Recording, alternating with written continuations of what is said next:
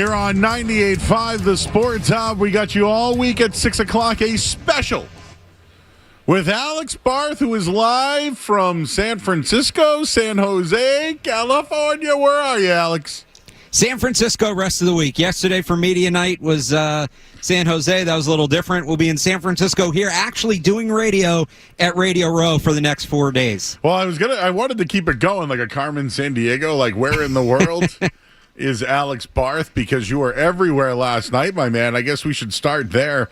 And just to set the table, I know we'll hear from Bob Sosi in a little bit. Yep. He had to sit down with Garrett Bradbury. So we'll hear from them. And whatever else comes across for the next hour or so, people can call in 617-779-0985. But Alex Barth, you were out and about last night. I was watching you, dude. I saw your video. It must have been 4 a.m. Eastern Standard Time. What time did you get back last night? No, it wasn't that. I think I wrapped up. Well, we got back around midnight Eastern, but then I went back to the hotel and was getting some of that stuff up, writing some stuff up. I think I got done around 2:30 a.m. Eastern, something like that. But it's a Super Bowl. Like, wait, am I going to go to bed? It's Super Bowl. I'll catch up on my sleep when I get back. This is your Super Bowl. I love that. I love doing that when, like, people, the Grammy. I know the Grammys were last night. The Grammys are my Super Bowl, or the finale of this TV show is my Super Bowl, or like the election's my Super Bowl, or this or that. And I always love, because I have some friends. People might be surprised by this. Some of my close friends from growing up are not big sports fans, so they'll always do like, "This is my Super Bowl. This is my Super Bowl," and I love texting them when it's the actual Super Bowl, like, "Hey, today's my Super Bowl." But this whole week is my Super Bowl. Well, it is, Alex, and that's why we have you here on the Big Game Preview. Any takeaways from last night, being amongst the people? We played Mike Vrabel's press conference. Not much there, but were you one of the many with the backpacks with Drake Maye last night? So, Joe, I meant to say it on the show last night, and I forgot because I went over and checked during our last break. It was about 5 deep when we were on the air. And that was an hour and a half before Drake spoke. So, I popped in very quickly on the outside. I couldn't really hear. I was like, they're going to post this. I was going around. I was trying to find, as many different people as I could. I got some good stuff from Jared Wilson. Honestly, Matt Collins, you want to talk about somebody's Super Bowl media night when it's a little more relaxed and football's not as big of a topic and things like that. Matt Collins had a ton of fun talking about a whole host of different things. So I was with him for... that was a scrum. That wasn't a one-on-one for like 8-10 minutes. He got into raw milk, being barefoot, the substation, which I have not seen yet. A bunch of people have texted me asking if I've been to the substation. I believe I will see that tomorrow, which I'm looking forward to. So Matt Collins was great. Yeah, I got some stuff from Jared Wilson. Talked a little bit with Morgan Moses. And then, honestly, some of the Seahawks players, too. Jake Bobo, who's a North Shore guy, North Andover, Belmont High School, had a lot of good stuff about growing up a Patriots fan. He said he misses shoveling snow. And he does know how much is on the ground. So had some fun with that, too. Yeah, so I try to not stay with one guy and go around as much as possible, get as many different perspectives as possible. All right, Alex, some of the big news today, Robert Kraft will get into, but just to keep it to last night, Drake Maye sounded like his shoulder is fine, very confident. Everyone's saying it. Is there any concern level after him talking last night regarding his shoulder?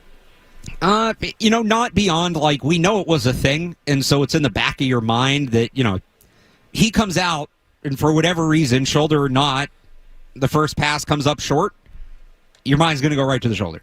So there's still that, it happened. You don't forget about it.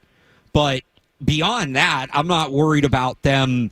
I don't think it's something that they're overly worried about. I don't think they're going to have to change the game plan or, get Josh Dobbs ready or anything like that. It does sound like that they're going to have the full complement, based on what he's saying, what Vrabel's saying. They're going to have the full complement of what they want to do. He's just going to, whatever he's working through, and it sounds like it's less and less each day, he's just going to be able to work through it. Yeah, and so I thought it was a story. I know it's hot. No, it was. Yeah, it's a story. It is a story. Maye even said it. He got asked on Friday. I thought this was funny. He got asked on Friday, are you surprised, or not Friday, because he didn't practice on Friday, Thursday. He got asked, are you surprised about the amount of coverage about your shoulder? And he said, no, it's the starting quarterback of an NFL team's throwing shoulder. No, he wasn't really surprised. So, yeah, no, if it was his left shoulder, I don't think it would be as big of a deal. It shouldn't be as big of a deal. It being his right shoulder, yeah, it's a story. Anything else from last night? And I'm trying to think of something that Vrabel said, but and I was just going to say that it seemed to me like they were enjoying it last night. They're going to have a day off today, and then after today, it's all business. But what other takeaways did you have? I think they did enjoy it. Guys usually enjoy that. The energy was different. It was a little weird. It's usually like when I covered the Super Bowl in 2018, it was in Atlanta. It was in State Farm Arena. It was in the Hawks building, which is right next to Mercedes-Benz. And I know last year they started doing it just in the football stadium on the field. This was in a convention center, so the fans were all in one corner. They weren't all the way around, and it was just, it was a little more of a, dull energy. It wasn't bad, but it wasn't what I remember it as or what I've seen it as being in other years. I will say this, though, when it comes to the fans, Joe, and I was debating some people with this last night, they did a crossover where they had the Patriots come out first. They did their podiums, and then before the Patriots left, they brought the Seahawks out, and they had Vrabel and McDonald and Maye and Darnold all on the stage, and Scott Hansen played up this big thing about next time they're in the same building, it'll be the Super Bowl. And when they reintroduced the Patriots as they brought them back up, and then they introduced the Seahawks back to back. Good cheer for the Patriots, certainly, and then boos for the Seahawks, like audible boos. Now, the Seahawks crowd definitely could be heard later when it was just the Seahawks out there, but this is what I was debating. Were those boos the same Patriots fans who were cheering, or we're in San Francisco, division rival, was it Niners fans? And what I said was, well, I get why Niners fans would boo the Seahawks. Would they go out of their way to cheer the Patriots? Like if the Super Bowl was in New England and the Dolphins were playing some team, would you cheer that other team or would you just boo the Dolphins like that? So I don't know, and it's a week out. Most people who are going to the game are going to come in this weekend, but definitely felt more of a pro-Patriots crowd last night with a lot of neutral mixed in, but more so a Patriots crowd than a Seahawks crowd. All right, Alex, one thing I noticed on the Seattle side last night, they were asking Seattle, hey, a lot of defenders, DeMarcus Lawrence was one of the guys. They were talking about how Michael McDonald might employ some of his defensive formations, but DeMarcus Lawrence was basically talking about how Drake Maye's running ability is on the mind of the Seattle defense. And he kept talking about how it's putting stress on them at practice. Do you think that having that on the top of their mind and continuing to talk about it could be an advantage for the Patriots where, remember, we've seen weeks where the Patriots didn't want Drake Maye to run. Yeah. I'm just saying it because it's in the media. It's out there. But when we're thinking about strategy, like, is this just talking to a microphone to fill some time? I'm here so I don't get fined? Or are they really stressed out about the mobility of Drake Maye? I don't know that they're stressed. I think if they were stressed, they probably wouldn't talk about it and be like, hey, here's how you can beat us. I do think it's a focus because part of what makes Seattle's rush so good and their ability to rush with four so good is they run a ton of line games. They run line games at one of the highest rates in the league, twists, stunts, and they'll move everybody with everybody. It's not just the end and the tackle. Like they get really creative and they mix it up front. It's a lot for an offensive line to handle, and it's going to be a lot for the Patriots. They've struggled with these things all year, twists and stunts and things like that. And now they're going to basically get the master class of it. They're going to get the graduate level course when it comes to blocking that. When you do that, though, as a defense, there's not a lot of lane integrity. There's not a lot of gap integrity with that. It's very hard to, all right, the end's got to come all the way around. The guy who's off the left tackle has to come all the way around and rush on the right guard. Well, how are you filling his gap when he leaves? So if it's not done at a very high level consistently, there's going to be pockets for the quarterback to escape and run. So if the Seahawks want to play their game, and they don't need to change up what they're doing a ton, they should want to play their game coming into this game. That is probably one of the bigger threats. They allowed the fifth most yards per carry to quarterbacks in the NFL this year, just over 6 a carry. And that's all carries, not just scrambles, so the number's higher for scrambles. The way they play defense, they are going to be a little more susceptible if Drake can be smart about where and when to scramble. So I'm not surprised they're talking about that. I do think that is going to be a factor in this game, but I don't think they're super worried because they're not going to go out there and talk a ton about what they think their biggest weakness is. But it's something to watch for sure. All right, I know on media night there's always something crazy that happened. I personally thought Mike Vrabel was excellent. He mentioned anytime that Seattle got brought up, he mentioned they're top three in a lot of things, and did that again today. Really gave a lot of credit. But he also was open, right? Had some jokes and whatever. What did you hear that you thought was bad, and did you hear anything that was like, I might look into that? So somebody asked Vrabel, and I think this guy does this every year with the coach and quarterback. It's like a running, I don't know if it's the same guy, but somebody does it every year. It's a running bit, asking, is this a must-win game? And he said yes. I was at Gray Zabel's podium for a little bit. He's a rookie guard for the Seahawks. They're starting left guard. Somebody asked him like 10 times if he thinks it's important for the Seahawks to have a good offensive line to be good, which was a little bit, and he tried rephrasing it here and there, but it was like saying, because I think he wasn't getting the answer he wanted, but the answer is yes. What Zabel did say, actually, that reminds me, which was interesting, he was very complimentary of Milton Williams and Christian Barmore, first and foremost, and I have something about that up on 98.5thesportshub.com. He was also asked kind of separately, it was actually after like the 7th time he was asked about having a good offensive line, if there's any offensive lineman in the league that he watches that he, takes inspiration from and uses to help grow his game. And the first person he mentioned unprompted was Will Campbell. And he talked about how impressed he was to see Will Campbell do what he did at a tough position as a rookie. So he could have said anybody. And he's a guard, and, he mentioned Quentin Nelson later, and he mentioned a couple other guys later, but Will Campbell on the top of his mind as somebody that he was impressed with. And that's somebody that had to move inside from tackle to guard. Campbell's obviously made it work so far on the outside. I just thought that was kind of notable that It's not like he's watching Will Campbell. He's not watching the Patriots offense. He's watching the Patriots defense. So Will Campbell has a big fan, it sounds like, in Gray Zabel. Good to hear that. Both sides, and I'm sure people watch around the league how other guys are doing with their position and what could happen to them. So that's some good stuff there. That's one thing I've picked up just from some of the media stuff. When people hear something, they look into it. Now they're there and they can ask more. You know what I mean? Yeah. Things are open this week. So good stuff on the reporting side from Alex Barth and our crew that is out there. I know coming up, I have something on Josh McDaniels I want to talk to you about. We'll do that on the other side. And also, Bob Sosi sat down with Garrett Bradbury, who was the center for Sam Darnold. Yeah, he's got some McDaniels stuff, too, for you. All right. So we'll have more of that. It's the big game preview. Alex Barth, he's with us in San Francisco. We'll take a quick break. I'm Joe Murray. You're listening to 98.5 The Sports Hub.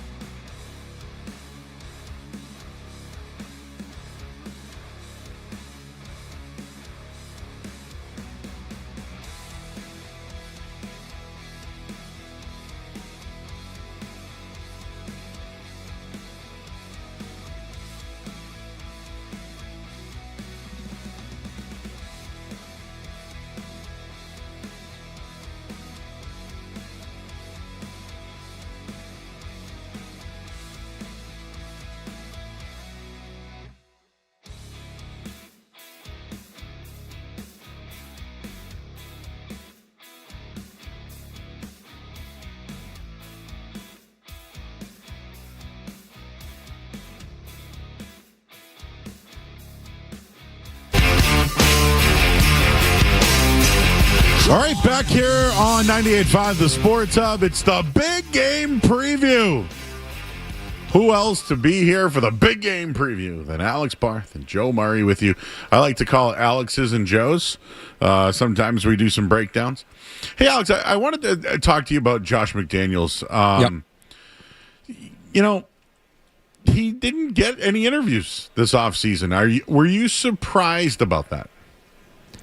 No, I really wasn't. And this goes back to why I thought he was a good hire at offensive coordinator. And we talked about this a little bit last night, Joe, that I understood the people who were arguing for, hey, you got to hire a Ben Johnson, an offensive-minded coach, because you want a guy that's going to grow with Drake Maye. And if you hire a defensive-minded coach and then an offensive coordinator, like that guy's going to have success, get hired away. Suddenly Drake Maye's at 3 offensive coordinators in 3 years and 4 years, whatever it is, and that's not good for a young quarterback.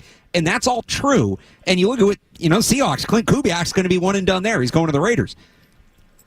Josh McDaniels is why that whole plan worked, because I never expected Josh McDaniels to get looks, at least in the near future. Like, if Drake Maye does another 3-4 years of this, then yeah, maybe he gets that elusive third shot. But by then, here's the thing. If Drake May's in year 5 and he's regularly playing at an MVP level, switching coordinator, he should be good enough that switching coordinator shouldn't matter. You should also have at that point a pipeline built in, like the Patriots had for so many years, of the next guy up. Right, Josh McDaniels was learning, Bill O'Brien was learning under Josh McDaniels, who was learning under Charlie Weiss, and there was a seamless transition there. So he's already, you usually don't get more than 2 chances. He's already been fired twice very quickly as a head coach. I also kind of count the Colts thing as a third miss for him. Remember, people were like moving their families to go to Indianapolis to be with him, and he backed out at the last minute. And look, he did what was best for his family. I don't fault him for that, but I think you look at it around the league and you add that to what his resume is, I don't think he's going to be high on a lot of lists. And that's absolutely a benefit to the Patriots. Absolutely. And, he wants to be a head coach again on a human level. You certainly want him to get that shot, but it's probably going to be a little bit, and that just means more time with him and Drake Maye. Do you think there's a long-term commitment here from McDaniels? Yeah. I mean, look, funny enough, I remember bringing this up at one point. I was more worried about him going to college than getting another NFL job. And like, would Brady try to recruit him to Michigan or something like that? It was just kind of a random thought I had. But yeah, I think it's a long-term commitment. He's not going to not coach. I think he likes coaching too much. He's not going to be like, well, if I can't get a head coaching job, I don't want to be an OC. He just doesn't strike me as that kind of guy. So I think he's here for, as long as they want him. And it's not like he's butting up against retirement age or anything. I don't know personally what his life plan is, but I don't see any reason for him to rush out the door other than, if and when he does get that other chance to get a head coaching job. I just don't, based on how teams have handled coaching hires in the past, I just don't think that's anytime soon. All right, we're going to hear from Hardy coming up in just a little bit. He's going to be giving us his prop bets courtesy of FanDuel. I know last night he gave us a couple. He was looking into a few tonight for us as well. Alex, I know Bob Sosi had a chance to sit down with Patriots center Garrett Bradbury just before we hand things over to them. Just what do you think about Bradbury's season? I thought he might have been washed. And quite frankly, I don't really think I notice him on the football field, which probably means he's not doing a bad job. Yeah, no, you're exactly right. And I thought, you move on from a guy like David Andrews, who, and I'm not just saying this because I host a podcast with him, was a great player at that position, played that position at a high level for a long time. He was coming off a significant injury. There is risk with that. So they move on from him for a guy that wasn't even really like a free agent. He was cut. It's not like he was somebody that was out there and had a big market, and it felt like a risk. It felt like a potential step back. They then draft Jared Wilson. Okay, is this even going to be the starter? Is there going to be a competition? Struggled a little bit early in camp, and like you said, we really haven't talked about him since, which is great. He's been just an excellent find for them. And I go back to this offseason remember when the Commanders were kind of the blueprint, the plan, and everybody was talking about how they didn't sign like the flashy big name free agents, like 1 or 2 of those, but it was like 7 or 8 foundational guys that raised the floor, like the Frankie Louvu types, and talking about the Patriots needed to get some of those. Is Garrett Bradbury the best center in the NFL? No, probably not. Is he somebody that's a steady presence that helps the young quarterback and raise the floor? Absolutely. And with some of the other additions they made, that's what they needed, and he's fit that role perfectly. All right, Alex. Well, if I know you said that Bob Sosi had a chance to sit down with him, why don't you set that up for us? Yeah, so Bob, if you listen to our pregame show here on 98.5, Bob does a great job talking to players and getting a lot out of them, telling some good stories. So I want him to do that kind of as a part of this show this week. So he had a chance to talk to Garrett Bradbury last night at opening night. They talked about Josh McDaniels. They talked about Drake Maye. Talked about Sam Darnold, who Bradbury played with last year in Minnesota. So let's toss it over to Bob and hear what he had with Garrett Bradbury. Thanks so much, Alex. First, let me say it's great to be here with you all week to share this experience of covering Super Bowl 60 and, of course, to share the mayhem of media availabilities, especially early in the week, beginning with naturally opening night on Monday in San Jose, where one of the players I heard from was veteran center Garrett Bradbury, who, as a Viking and Patriot, has played in 31 wins since the start of 2024. Garrett described for me the difference between struggle and success in the NFL. Every roster in the NFL is talented. Everyone's paid. Everyone's here for a reason. And so I think you just have to get the best out of everyone that's on your roster. I think coaching matters a lot. I think having really good players in really key positions really helps a lot. But yeah, I mean, everyone's talented, and I don't know what percent of games come down to one-score games. So most games are close. That's why it's a good product. There's a lot of parity. And so it comes down to the little things, did you make a play when you needed to make it, or did you not? I think of Booty's catch against the Texans. Did you make it or did you not? Is it a one-score game or is it a two-score game? And yeah, it goes back. That's why this league is so good. That's why there's so much popularity, and there's so much around the draft and free agency. Because the Patriots were 4-13 last year. It can change that quick. And Coach Vrabel's done a great job. I give him a lot of credit. I think him in the front office, over half the roster's new, and there were some really good players here that stayed, and then look where we are now. Now, alongside me in this scrum of reporters was Ben Volen of the Boston Globe, who asked Bradbury for his impressions of Patriots offensive coordinator Josh McDaniels. Probably more so than any year in my career. I've felt him as a play caller. It's been fun to play for, running, play action, whatever the game needs. I feel like we get to. So yeah, it's been great. What do you mean you felt him as a play caller? Just he'll dial up some we'll have some plays that we can run multiple times, then we'll have some plays going in a game that we'll probably only run one or two times. And when those one-timers hit, you're that was really good. That was a good scheme play. He drew that up, and we executed it, and it worked. And so that's just. And you got to have both, right? You got to have some staples that you're going to go to and you can hang your hat on. So he does a great job. He does a great job calling plays. Regarding quarterback Drake Maye, the Boston Sports Journal's Mike Giardi wondered what, in Bradbury's mind, makes the second-year quarterback so good. He's awesome. He commands the huddle. Coach always says the conductor of the offense. He does that. But he's also a great teammate. I think guys want to play hard for Drake, with Drake. So I've loved playing with him. He can beat you a lot of different ways. Everyone knows that. With his legs, with his arm. But I've just been impressed with how much can be on that position's plate sometimes, and he handles it great. Of course, before snapping to Maye, Bradbury played in front of Seattle's Sam Darnold last season in Minnesota. He's a great friend. I think the friendship sticks out in my mind more than the player.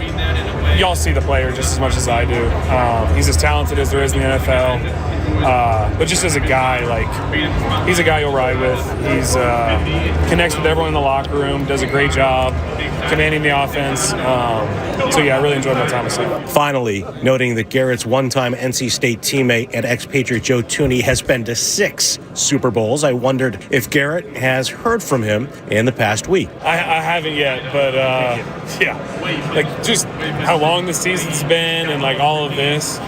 We were all talking, puts it in perspective, when they were going every year, it's I already had a ton of respect for Joe, but even more so now.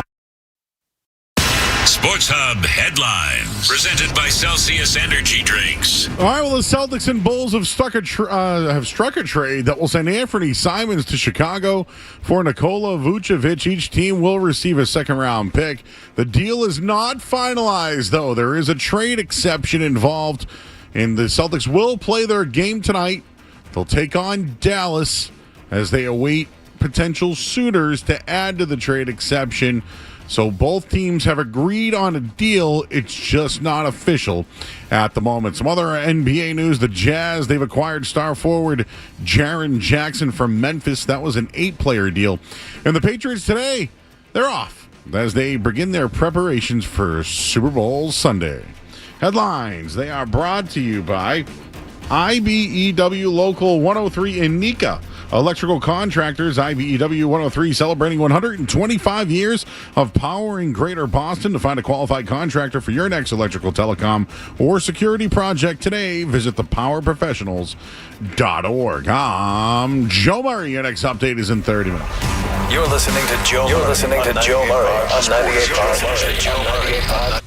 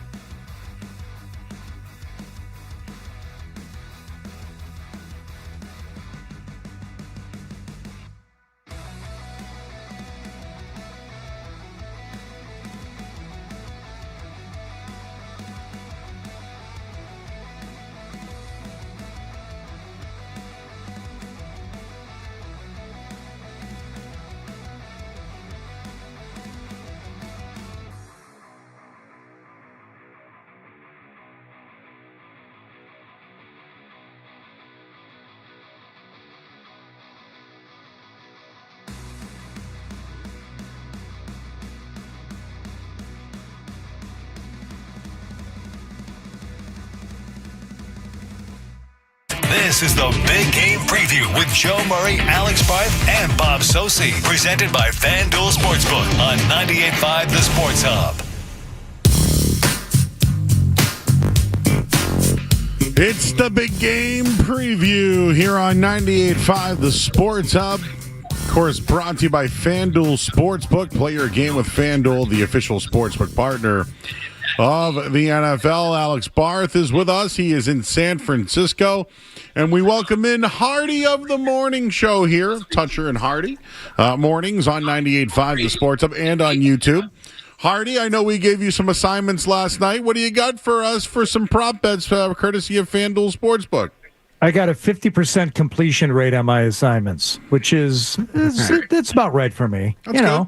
I'm still working on Barth's, but we're here all week. Barth had a very specific request. He wanted props for teams trailing in the game. And Barth, correct me if I'm wrong. You wanted props for a team that was trailing but would come back to win the game. So that's usually my favorite Super Bowl prop is winning after trailing.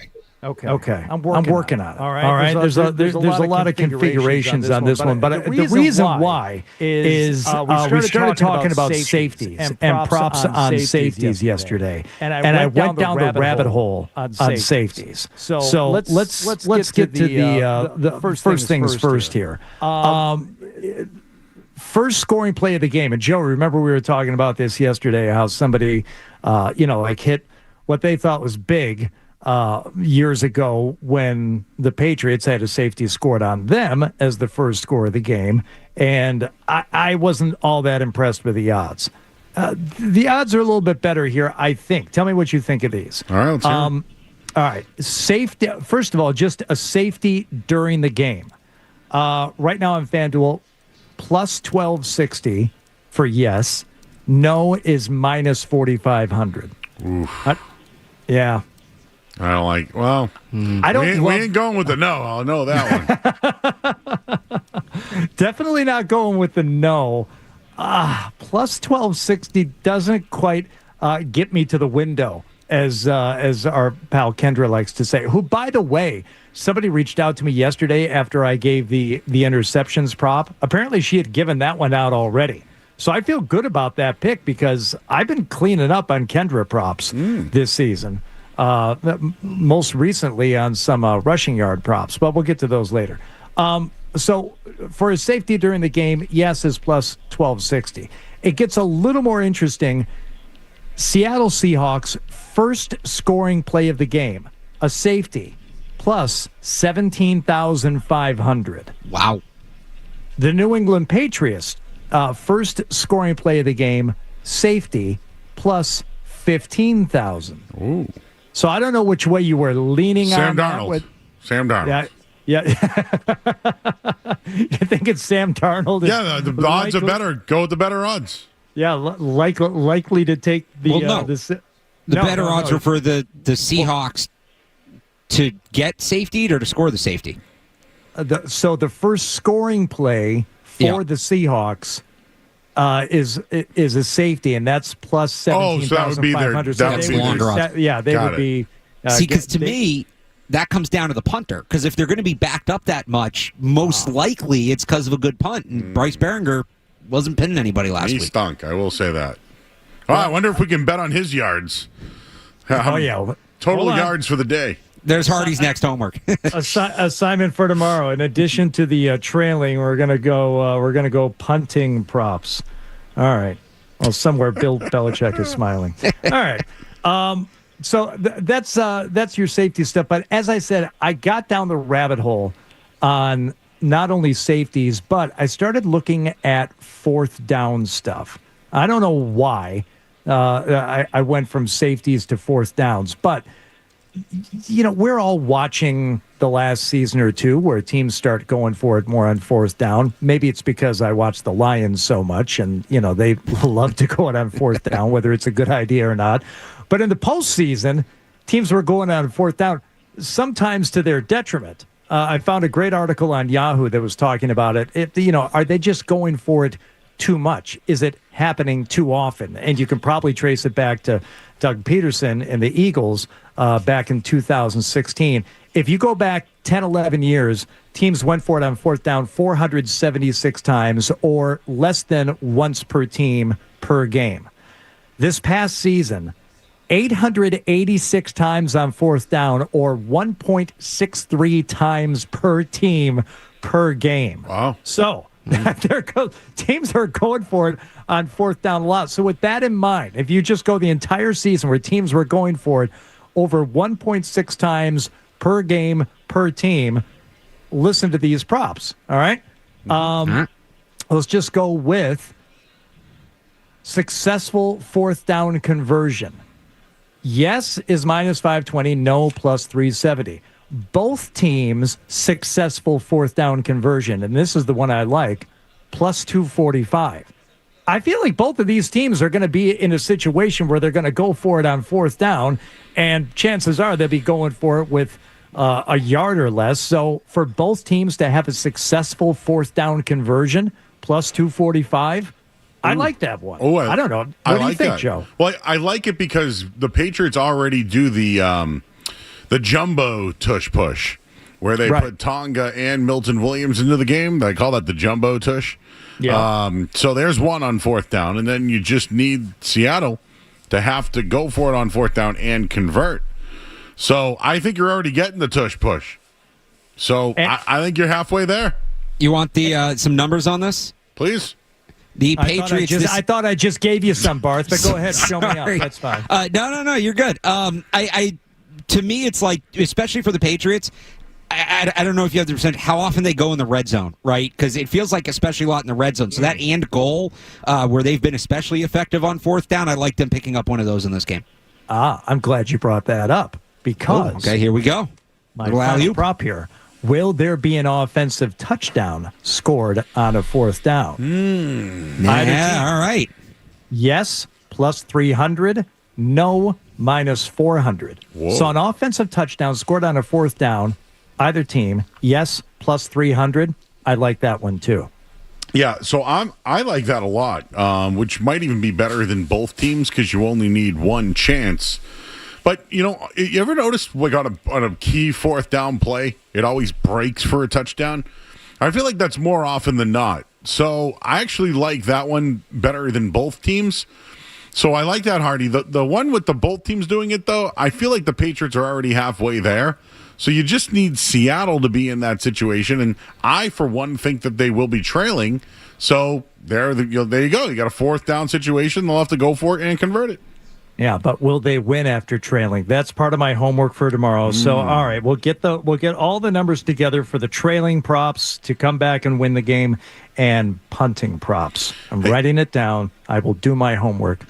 Hardy, just real quick, without props, between Seattle and Boston musically, you would say Seattle probably won that battle, would you say? I mean, wouldn't everybody say that? Yeah, I mean, could Seattle beat everybody? Any state? I mean, besides like the UK, could Seattle beat everybody? Yeah, I mean, just the city of Seattle, and and give every other city the entire state that city is in. I think Seattle still wins that one. Now, you and I are both 90s music guys. I know you are heavy on the Alice in Chains. But between Alice in Chains and Nirvana and Soundgarden, you can stop right there. But there's so many other bands that have come out of Seattle during that era, before that era, that gave birth to that era. I feel like Chicago could make a sneaky push at it. New York, L.A., but the bands that come out of L.A. sometimes I look at them, I'm like, yeah, but these guys aren't really from L.A., or they didn't spend a lot of time there. They kind of met up there, and after a year or two, they came out of L.A. as a band, but you don't really think of them as a Los Angeles band. So, yeah, I'll give it to Seattle in that one in a landslide. Yeah, I wonder how the other Seattle bands like Mudhoney and Screaming Trees and Heart and all those bands, they got a bench. They have like multiple lines of bands that could compete against everybody else. That's why I say like Chicago, like it's sneaky good for that era. And some of the bands aren't as big, like Urge Overkill, but you still got Smashing Pumpkins. You know, you've got some really solid 90s acts that came out of Chicago, but they're still not going to come close to Seattle. What about Bruce Barth? Do you think Bruce Springsteen and his band could compete with any Seattle bands? Well, I mean, like you said, they have a bench. So even if you put them up there, who's next from New Jersey? Is it noted Patriots fan Bon Jovi? Oh boy. I'm not super. I like Gaslight Anthem. That's a Jersey band.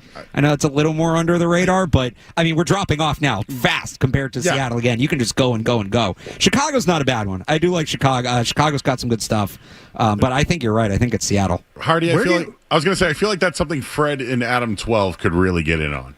Oh yeah, I mean, but my fear is that with Fred, it's just going to devolve into a discussion about how lackluster the bands coming out of Boston have been going back for decades. Yes. I mean, some really good bands for sure, but when you put them up against Seattle, Chicago, New York, Jersey, L.A., it's tough. It's not a great look.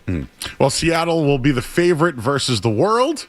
That could be another one there, you know. The Beatles versus Nirvana. I don't know. It could be a good little head-to-head there. All right, Hardy, we got more tomorrow. Actually, you should set a line on that. Seattle versus the world, and when it comes to music, I'd be kind of intrigued to know what the answer would be on that one. I'll make book on that, sure. Okay, I'm just not going to take any action, though. Okay. Because I think I don't know. The UK could win in an underdog here. All right, he's Hardy, everybody. Check him out tomorrow morning. He'll be back with us all week long on the Big Game Preview, and of course, presented by FanDuel Sportsbook. Hardy, we'll talk to you tomorrow. Thanks, guys. Thanks, Hardy. I don't know why I went to music, Barth. It's just when I talk to Hardy. It's Seattle. I get it. I know. Maybe Jerry Cantrell could play the national anthem with his guitar. Who would do it in here? Who would you send out? Bobby Brown, I don't know, Donnie Wahlberg, I don't know. Where, from Boston? Yeah, who would you I was going to say, you said earlier, would anybody pick Boston over Seattle? I was going to say besides Steven Tyler, I don't know. Was he even from here? Well, aren't they're I've heard they're the bad boys from Boston, but I'm not sure if they're really from here. Yeah, I actually don't know where he's from. I just know them as a Boston band. That's a good point. Well, no, he's from New York. All right, never mind. Never mind. No, but they do claim sometimes to be from Boston, and they're not. So let's get that right. You got it right. Barth confirmed. Hall of Fame talk, huh? It's a pretty big thing. I have a take on it. I want to get yours, but news today regarding another Patriot not going into the Hall. We'll have more on the Big Game Preview with Alex Barth. I'm Joe Murray, 98.5 The Sports Zone. More Joe.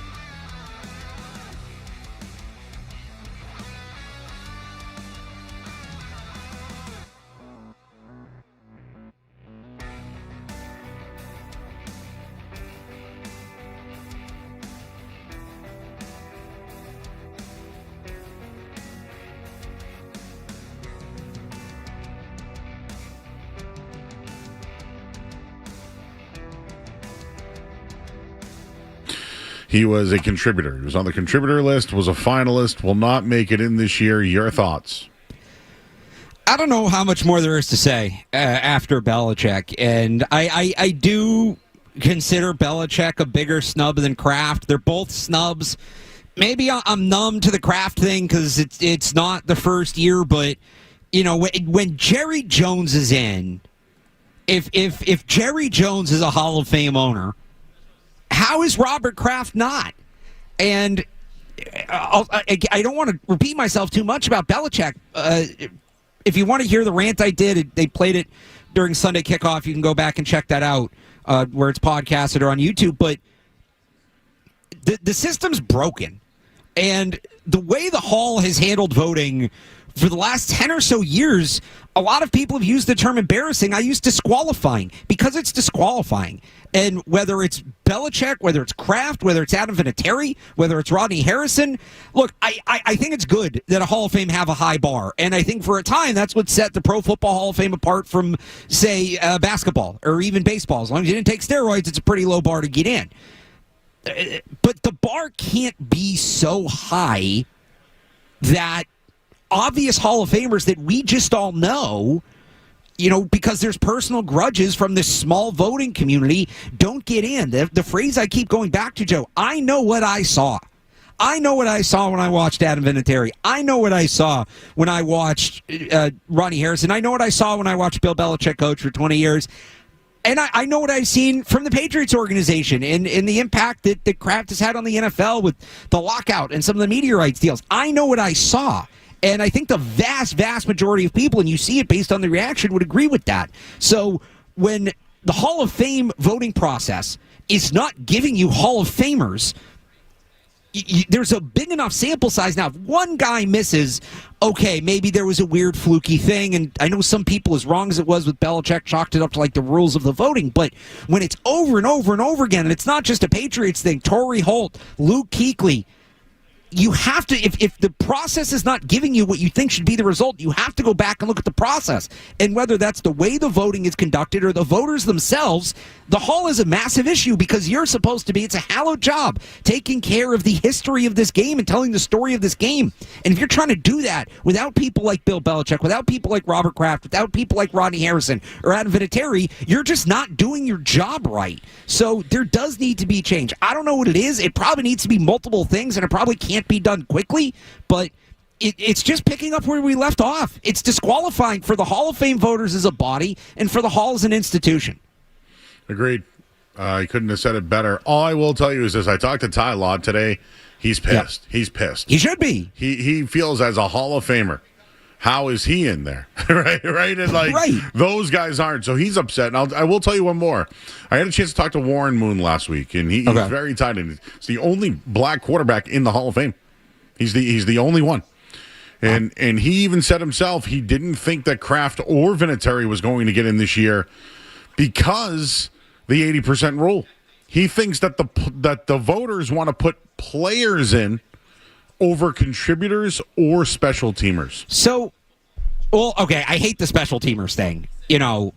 There's probably some truth to that. And again, he's not a voter, just so you know. He's a guy. Him and Ty Law are both guys that are in the Hall of Fame that are trying to make sense of it, So the process, it's not just the voters themselves in this grudge against the Patriots. The process needs to be changed, even if they bring in new voters. I'm with it on that, but I don't think a bad process is an excuse for some of this. And it's just brutal. These guys have to go through it. And there is, how can you not say there's an anti-biased Patriots at this point? It's something Rodney Harrison's talked about in the past. Other guys have talked about. Me and Matt McCarthy had Vince Wilfork on in November. You can go find that podcast on Patriots Hub or Patriots Hub podcast, wherever you get them. And he kind of talked about it too. Now, he had said that he's not he's not a personal awards kind of guy, so it doesn't bother him. But how do you win all those games? We don't really have any Hall of Famers. And Evan Lazar of Patriots.com has made this point. The 70 Steelers have 10. It's probably going to be 11 with L.C. Greenwood. The Colts have more than the Patriots. The Colts have more, but these dynasties, the 11 plus coach and owner for the Steelers. The Cowboys and Niners from their dynasties each have 6 plus coach and owner. Patriots have 2 right now from their first dynasty in Ty Law and Richard Seymour. They're probably going to get a third in Brady, but after all this, I don't know. I don't even know about that either. I don't know. And you might call me crazy for saying that. If I told you a week ago Bill Belichick wasn't a lock to get in, you would have called me crazy then. So I think it's fair to call them out on it. It's nothing against Tom Brady, obviously. There's a clear bias about it, and they're not given the recognition that they should be given. And look, at the end of the day, they have the rings, and if you ask them, I guess Ty Law is pissed, but I think if you asked a lot of them, they'd say that's what they care about the most is the rings, and that tells a lot of history in its own, but they should be recognized like any other team. They absolutely should, and it's wrong that they're not getting that. And like I said, Gronk's going to come up, Brady's going to come up, right? Yeah. There's going to be just many, many more. Though we will have our eyes Slater. on that. Oh, yep, yes. But we That will one's going to be wild. Again, whether they're going to go with a contributor or a special teamer. That's going to be a question here. I will wrap it up with this. I'm almost curious if any of that bleeds through the locker room. And I know it's different, right? They're still Patriots, but Mike Vrabel was a part of that, right? And a lot of what Mike Vrabel learned and knows, even Josh McDaniels for that matter, right? They might, who knows? They might show some old film to the guys. I'm sure they know about the old days with the Patriots. And maybe they use it as the chip on their shoulder. The underdog, everybody hates us. Maybe that's part of this weekend overall.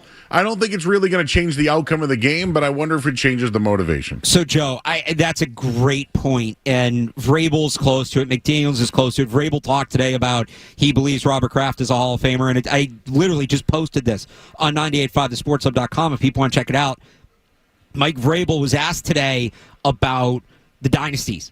And if that's something that he'll impart on the team and what he uses from his time as a dynasty-era Patriots player to get them ready. And he said right off the bat, I don't know where the dynasty talk would come from. And the next question he gets asked is, does he feel any sense of redemption coaching in a Super Bowl 2 years after getting fired? And he says it's not redemption, but, when you get fired, when you get cut as a player, when you get traded, he mentioned being traded to the Chiefs, there's a motivation that comes with that and a chip on the shoulder. And you go back to what Stephon Diggs talked about in December about this being a group of cast-offs and a group of guys that people had given up on and nobody else wanted. This is not a dynasty Patriots team. This is not their mentality. And I know the Patriots back then, Tom Brady, everybody thinks we suck, but they are really all in on this is new.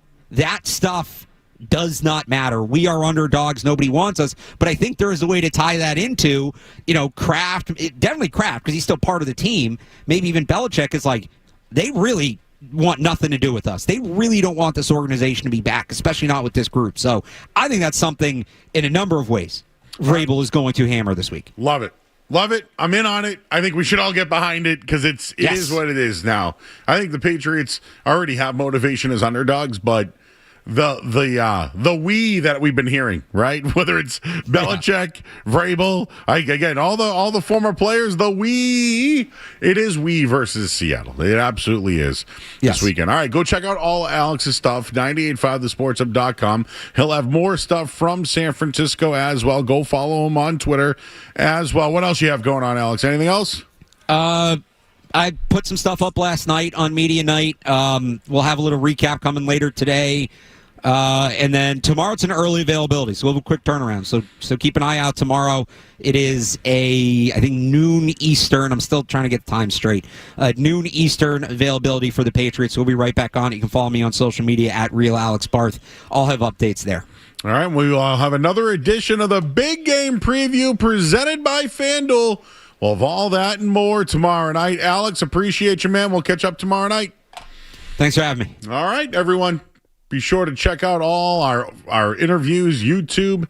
This show will be podcasted as well. Coming up next, I'm Joe Murray. We'll have a little bit of the Celtics pregame here, and we'll talk about the trade that has happened today in the NBA and what else could be on the way. We'll do all that and more. Coming up next, I'm Joe Murray.